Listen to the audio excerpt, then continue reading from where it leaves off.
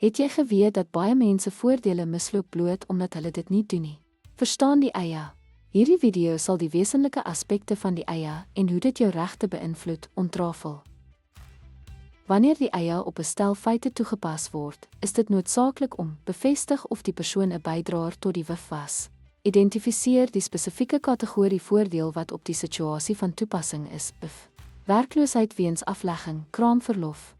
Verseker dat die eiser aan die prosedurele en substantiewe vereistes voldoen, soos tydige aansoek en ondersteunende dokumente. Bepaal of enige diskwalifikasies van toepassing is, BIF. Bedanking sonder goeie rede, ontslag weens wangedrag.